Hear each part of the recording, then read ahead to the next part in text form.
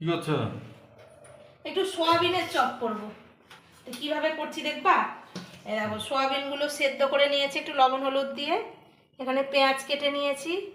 এখানে রয়েছে লঙ্কার গুঁড়ো, আদা, হলুদ গুঁড়ো, আদা বাটা, জিরের গুঁড়ো, লবণ, রসুন বাটা, আর এই যে অল্প কটা কালো জিরে। আর চপ করতে গেলে যেটা লাগে আলু সেদ্ধ, এটাও করে নিয়েছি।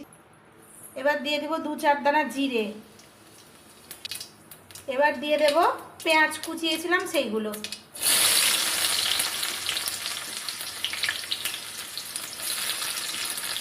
পেঁয়াজটা আমার ভাজা ভাজা হয়ে গেছে। এবার এই যে মশলাটা যেটা আমি নিয়েছিলাম, সেই মশলাটা একটু জল দিয়ে গুলিয়ে দিয়ে দেবো। এবার মশলাটা দিয়ে দিলাম। আমার মশলাটা ভালোভাবে কষানো হয়ে গেছে। এবার আমি সোয়াবিনগুলো দিয়ে দেবো।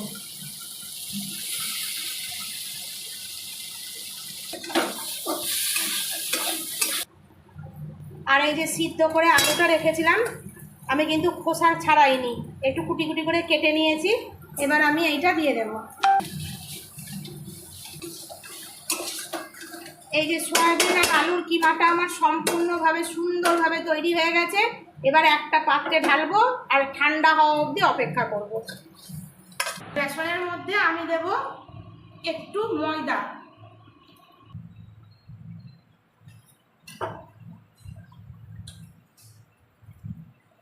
অল্প অল্প করে জল দেবো, কিন্তু একবারে জল দিলে আপনারা জলের আন্দাজ পাবেন না, হয় খুব পাতলা হয়ে যাবে, তখন আর চপ কিন্তু ভালো হবে না।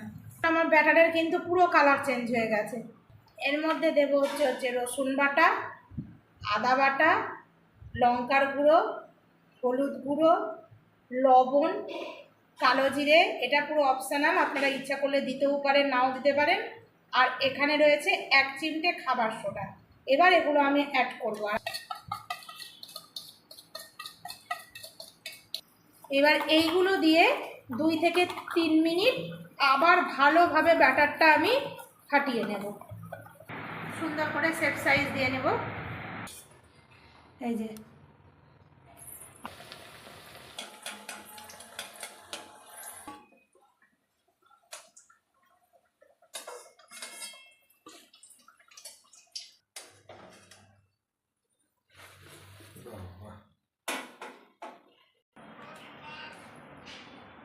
কেমন হয়েছে, নাও খেয়ে দেখো। পানি হচ্ছে না তো?